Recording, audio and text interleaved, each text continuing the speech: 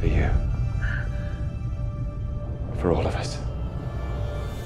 What if the story of Loki Odinson didn't end with Loki Season 2? After scrapping its plans for Kang, which likely involved Loki's fate, how else could the MCU follow up this crucial part of the multiverse saga? Welcome to ScreenRant's big plot theory for Loki Season 3. From the entire TVA to the viewers at home, everyone was fooled into thinking that Loki finally became the hero that he was meant to be. In reality, Loki's glorious Season 2 ending was just the next stage in He Who Remains' plans for the Asgardian. I paved the road.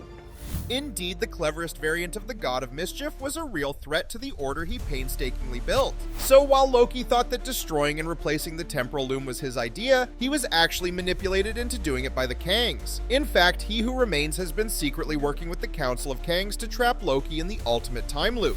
This means that Season 3 will include scenes in the arena where the Council of Kangs congregates, and there Immortus addresses his fellow Kang variants. Finally, the God of Mischief has fulfilled his deepest desire to achieve his glorious purpose. Laughter and cheers erupt from the Kangs, suddenly going silent when Ramatut raises his hand. The sacrifices that our brothers made will not be in vain. Apart from keeping Loki preoccupied and out of the way, Loki's ascension to godhood is proof that it's possible to stabilize an even larger and grander sacred timeline. Indeed, anything is possible if you're willing to use gods like objects. This is why no version of Kang has appeared since Loki Season 2. The Kangs already won.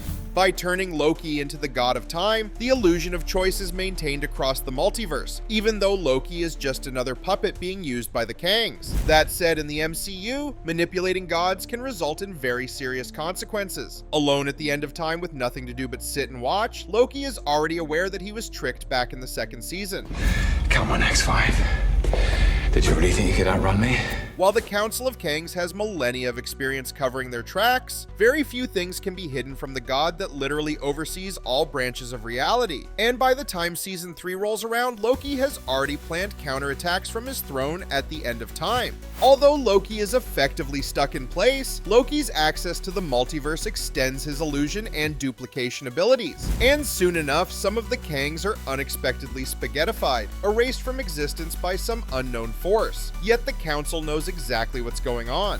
This can only be the work of the god that they tried to use as a motherboard for their science project. I get why it's necessary, quips Mobius as he speaks to a projection of Loki inside the TVA. But isn't this stooping down to their level? Thud. A comically huge cartoon knife stabs into an apple on the table. Don't go soft on us now, sweetie, replies Miss Minutes before picking up her knife and taking a bite of the apple. We're all in this together now. So while the Kangs thought they were being clever by turning Loki into a modern-day Atlas, the mythical being who holds up the heavens, the Council of Kangs actually orchestrated their own downfall. As they didn't kill Loki back when they had the chance, now the Kangs have to fight him on equal terms. This wouldn't be the first time someone underestimated the God of Mischief. Yet as different as Loki and Kang are, they do have one key similarity.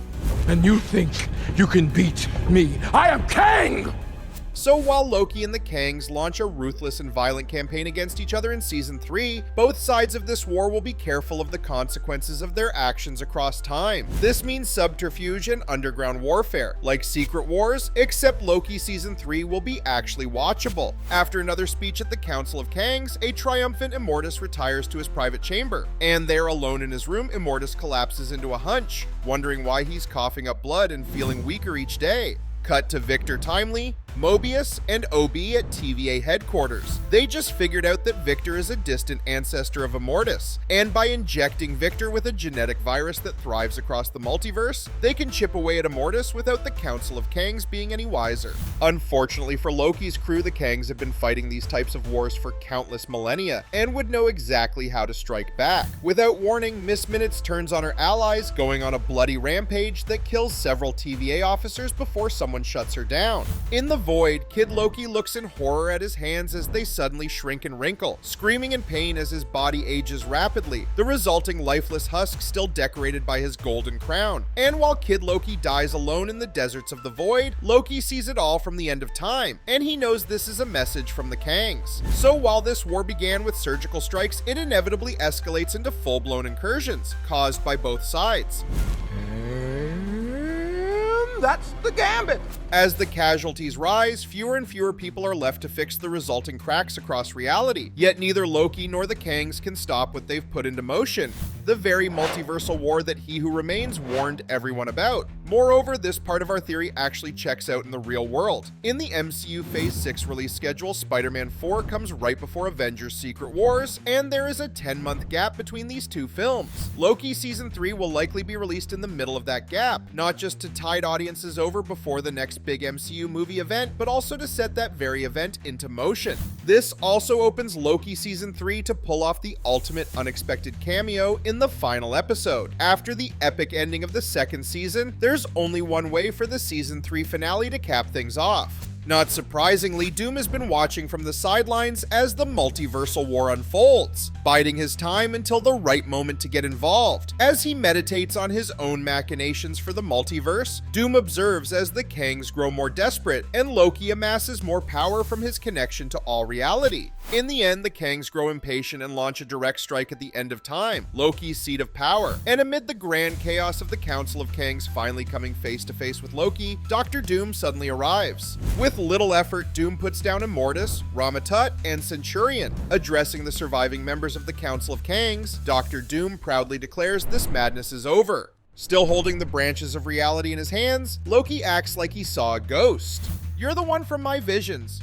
But before Loki can finish his sentence, Doom grabs him by the throat. As the Kangs rush over to Doom and Loki, the two are bathed in blinding white light, and that's when Loki Season 3 ends. The epic setup to Doom creating Battleworld and starting the events of Avengers Secret Wars. The issues between Disney and Jonathan Majors are too complex to be settled anytime soon. However, the reality is that Marvel can simply cast another actor to play the Kangs if need be. Replacing actors always comes with some risk, especially if it's someone like Majors, whose performances as the Kang variants have been widely praised. But with the right actor, script, and director, the MCU could even create a better new version of Kang. Furthermore, with Loki Season 2 being the crowning jewel of MCU Phase 5, the show deserves to be part of the big Phase 6 climax. It simply makes sense for the MCU to do this in Loki, which has the largest and most ambitious scope out of any recent movie or series in the MCU. And while Dr. Doom could choose any of the other MCU powerhouses to jumpstart Secret Wars, Loki is literally already holding all of reality in his hands. All Doom has to do is to come over and take it, and then reshape it into Battleworld.